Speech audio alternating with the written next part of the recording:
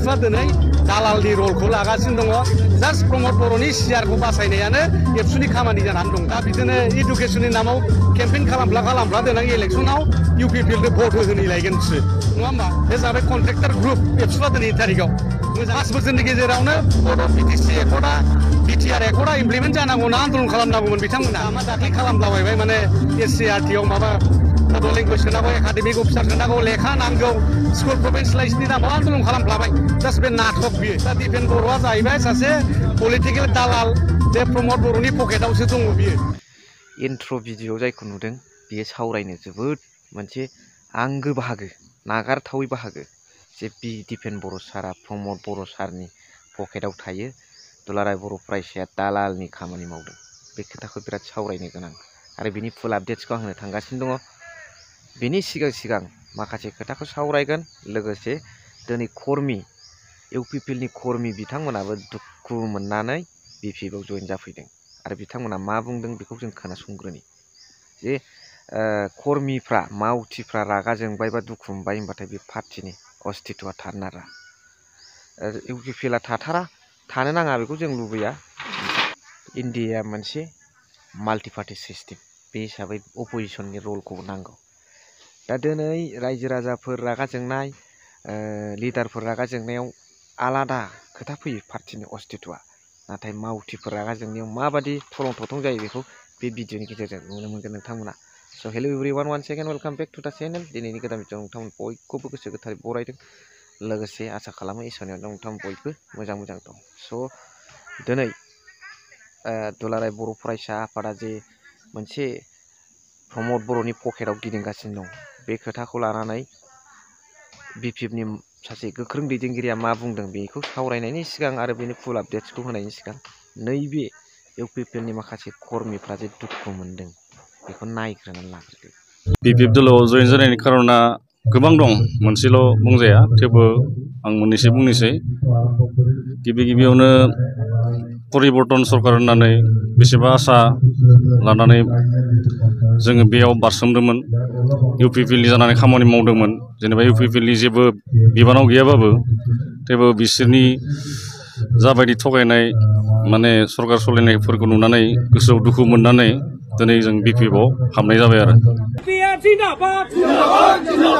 जोङोथ' गिबियाव बुंनो थाङोब्ला माने जेबो दलाव गैयामोन आरो बेनिफ्राय इउपिपिएलखौ माखासे हेल्प खालामदोंमोन जोङो एसे रायजो हिसाबै पाब्लिक हिसाबै ओमफ्राय गरेस्वर समस्तिनि जायबा माने केन्डिडेट देरहानाय एमसिएलएआबो जोंनि न'खरनिनो जायोमोन थ' बिदिनो माखासे हेल्प खालामनाय जादोंमोन बेनिफ्राय जाखिनि माने दायो सरकार सालायनायाव थगाय थसि नुबोबाय बेखौ नुनानै गोसोआव दुखु मोननानै दिनै जोङो बिपिएफआव हाबनाय जादों आरो आं जेसेबां मिथिगौ बिटिआरआव गोजोन सुक्ति जानाय हिसाबै थ' आं खोनायो आरो एक्सुवेलि आङो मुभमेन्टआव थानाय मानसिफोरनि खोथाखौ एसे खोनायो बिसोरनि माबा केस माबा माबि दाबो फैलाबायबाय थायो होननानै खोनायो थ' नुहैयाखै खिन्थु बे सैथोबो जानो हागौ जुदि सैथोबा आंनि मथेबा थारैनो इसेबां गोजोन माने सुक्ति जायाखै आरो मुङा सत्यजित चौधुरि आंखौ सिबि होनना मोनथियो गरेस्वरनि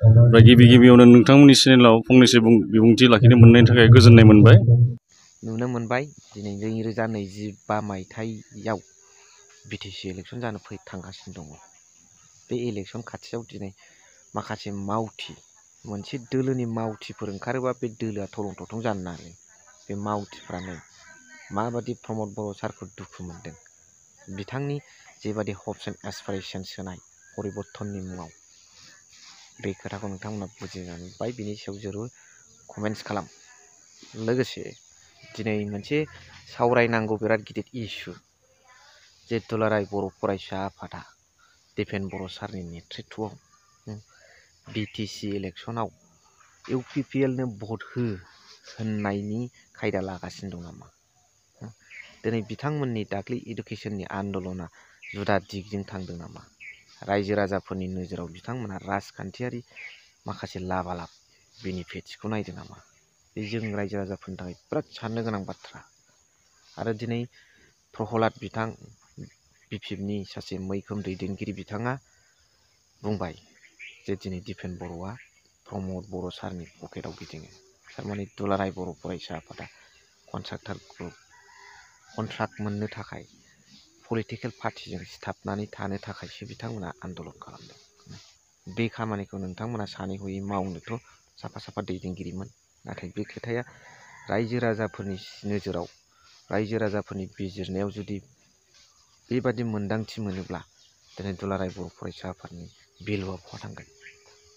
जायफोर राजनितिकआव हाबनो बर्थमानाव दुलाराय बर' फरायसा आफादनि दैदेनगिरि बिथांमोना फैनो हागोन दुलाराय बर' फरायसा आफादखौ एंगारबोनानै, नाथाय जायफोर सात्र संगठनजों लोब्बा थानानै मावनो गोसो उइदाउट एनि बेनिफिट्स बिथांमोना मावनो सुबिदा राजनितिकआव दाहाब बेखौ होनाखै, नाथाय जायफोर गोसो बे आलादा सात्र संगठना आलादा पलिटिकेल पार्टिया आलादा। आरो दिनै दुलाराय बर' फरायसा आफादा दिपेन बर' बिथांनि नेतृत्वआव प्रमद बर' सारनि सियारखौसो बासायनो खामानि मावबाय थादों।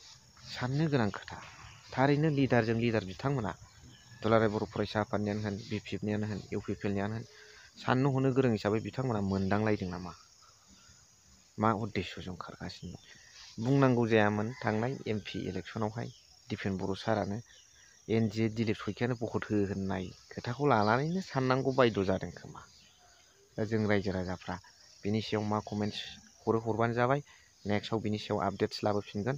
लोगोसे दुलाराय बर' फरायसा आफाद आरो UPPL दोलोनि सायाव प्रहलाद ब्रह्म बिथां आदाया मा बुंदों बेखौ जोबजासिम नायबानो जाबाय। बेनिफ्राय लास्टआव कमेन्ट हरबानो जाबाय। राजनितिनिफ्राय गोजानाव थानायाथ' मोजां।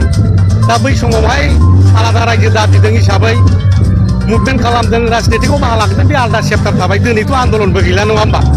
आन्दलनबो गैला। दा बेवहाय राजनिति खालामनांगौनि एफा दरखारानो गैया। आरो खालामनांगौबा दानो खालामनांगौमोन बिसोर नङा होमबा? 5 बोसोरनि गेजेरावनो बर' BTC एकर्डआ BTR एकर्डआ इमप्लिमेन्ट जानांगौना आन्दलन खालामनांगौमोन बिथांमोना। दाथ' खालामाखैना।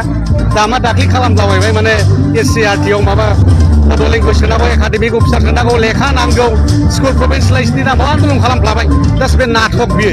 दा बिथांमोना बुंनो हानांगौ BTCनि माने गासिबो पावारा फैफिनजोबनांगौ, BTR एकर्डनि दफाफ्रा इमप्लिमेन्ट जानांगौ, 60टा समस्ति थाब दाननांगौ, इलेक्सना टाइम मथे जानांगौ, बेफोरबादि बाथ्राखौ आवाज दैखांनो हानांगौ दिनै दिपेन बर'आ। दा दिपेन बर'आ जाहैबाय सासे पलिटिकेल दालाल। बे प्रमद बर'नि पकेटावसो दङ बियो। बे जाबाय कन्ट्रेक्टर ग्रुप। एबसुआ दिनैनि थारिखआव मोजाङै सिन्था खालामनानै नाय नोंथांमोना। कन्ट्रेक्टर ग्रुप आरो नै जुदि गाबोन समफोरनि गेजेराव BTR एकर्डखौ इमप्लिमेन्टेसन खालामनांगौ, रन्जन दैमारिखौ गारनांगौ, NDPफोरनि केसखौ उथायनांगौ, स्कुल कलेजआ प्रभिन्सियेलाइज जाजोबनांगौ ना गाबोन जुदि आन्दलन खालामनो हायाबा बे एबसुआ कन्ट्रेक्टर ग्रुपआनो जासिगोन। आरो बे दिनै फोरमान होगासिनो दंखायो। दा बिदिनो इडुकेसननि नामाव केम्पेइन खालामफ्ला देनां इलेक्सनाव UPPLनो भट होहैलायगोन बिसोरो नङा होमबा? दा बे एखे जिनिसखौनो एबसुआ दिनै दालालनि रलखौ लागासिनो दङ। जास्ट प्रमद बर'नि सियारखौ बासायनायानो एबसुनि खामानि जानानै दं दा। स' नुनो मोनबाय भिडिअखौ एसेखिनियावनो फोजोबबाय। Thank you for watching. Love U.